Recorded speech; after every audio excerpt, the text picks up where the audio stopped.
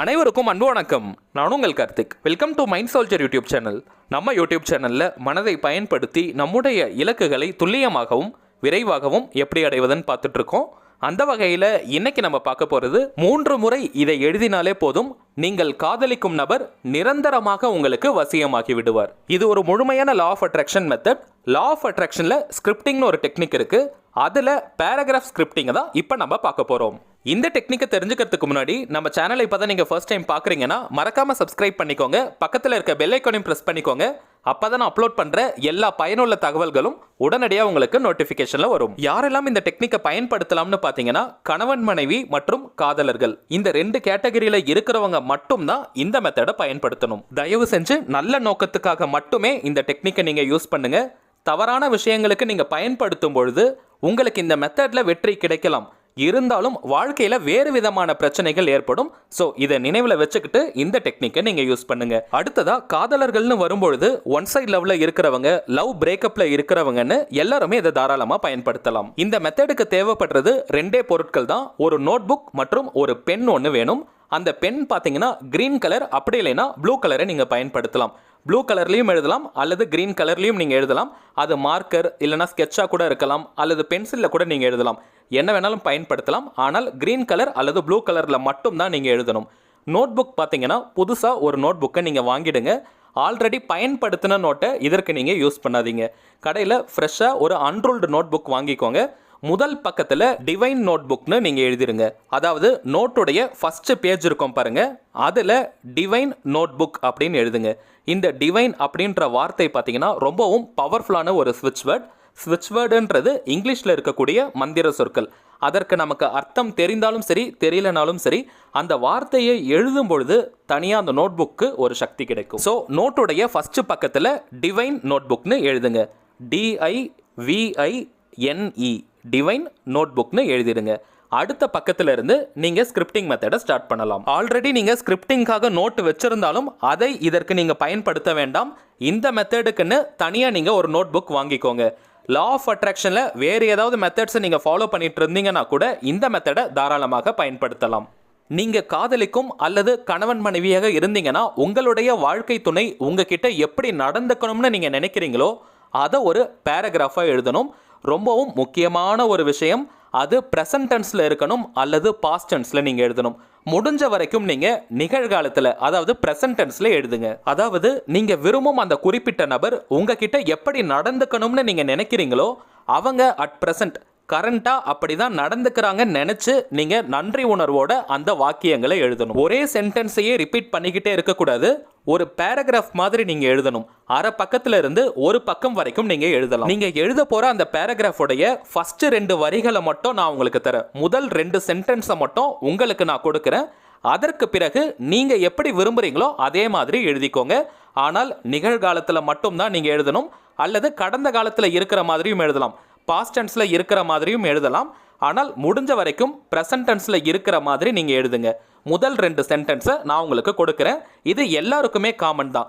அதாவது கணவன் மனைவியாக இருந்தாலும் சரி, காதலர்களாக இருந்தாலும் சரி, இந்த 2 சென்டென்ஸை நீங்கள் அப்படியே பயன்படுத்துங்க. அடுத்ததாக எந்த லாங்குவேஜில் எழுதலாம்னு கேட்டிங்கன்னா, உங்களுடைய மொழி எதுவோ அதில் நீங்கள் எழுதுங்க. அல்லது உங்களுக்கு எந்த லாங்குவேஜில் எழுதுனா உணர்வு பூர்வமாக இருக்குமோ அந்த மொழியை நீங்கள் பயன்படுத்துங்க. நான் இங்கே அந்த முதல் 2 வரிகளை தமிழில் தான் கொடுத்துருக்கேன்.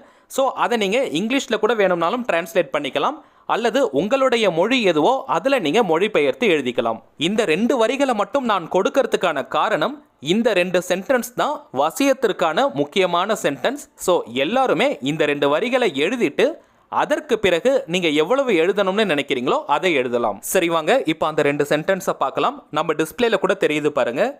ஃபர்ஸ்ட் நீங்கள் விரும்பும் அந்த குறிப்பிட்ட நபருடைய பெயரை எழுதிக்கணும். பெயர் எழுதுறதுலையும் நிறைய பேருக்கு கன்ஃபியூஷன் இருக்கு, எந்த நேமை நாங்கள் யூஸ் பண்ணலாம்னு. நீங்கள் எந்த நேமில் கூப்பிடுவீங்களோ அந்த பெயரை பயன்படுத்திக்கோங்க. அது ஷார்ட் நேமாக இருந்தாலும் சரி அல்லது பெட் நேமாக இருந்தாலும் சரி, நீங்கள் பெயர் சொல்லி கூப்பிடுறவங்களா இருந்தீங்கன்னா அந்த நேமை யூஸ் பண்ணிக்கலாம்.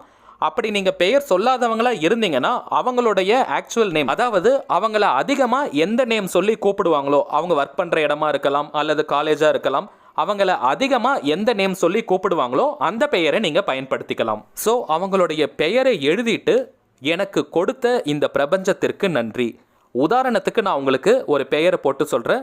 அவங்களுடைய பெயர் ராணின்னு இருந்ததுன்னா, ராணியை எனக்கு கொடுத்த இந்த பிரபஞ்சத்திற்கு நன்றி. அவங்களுடைய பெயர் ராஜான்னு இருந்ததுன்னா, ராஜாவை எனக்கு கொடுத்த இந்த பிரபஞ்சத்திற்கு நன்றி. இந்த மாதிரி நீங்கள் எழுதணும். அடுத்த வரியிலையும் அவங்களுடைய பெயரை நீங்கள் எழுதணும். பெயர் எழுதிட்டு நாம் இருவரும் மகிழ்ச்சியுடன் இணைந்து வாழ்ந்து வருகிறோம். இங்கேயும் பார்த்தீங்கன்னா அவங்களுடைய பெயர் ராணின்னு இருந்ததுன்னா, ராணி நாம் இருவரும் மகிழ்ச்சியுடன் இணைந்து வாழ்ந்து வருகிறோம்.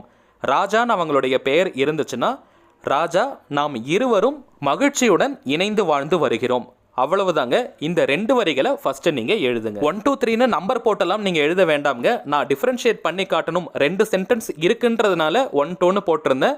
நீங்க ஜஸ்ட் பேராகிராஃப் மாதிரி அப்படியே எழுதிட்டே வாங்க. இந்த 2 வரிகளை எழுதினதுக்கு பிறகு நீங்க விரும்பும் அந்த குறிப்பிட்ட நபர் உங்ககிட்ட எப்படி நடந்துக்கணுமோ அப்படி நடந்துக்கிறாருன்னு நினைச்சு நீங்க பிரசன்ட் டென்ஸ்ல எழுத ஆரம்பிங்க. அரை பக்கத்துல இருந்து ஒரு பக்கம் வரைக்கும் நீங்க எழுதலாம்.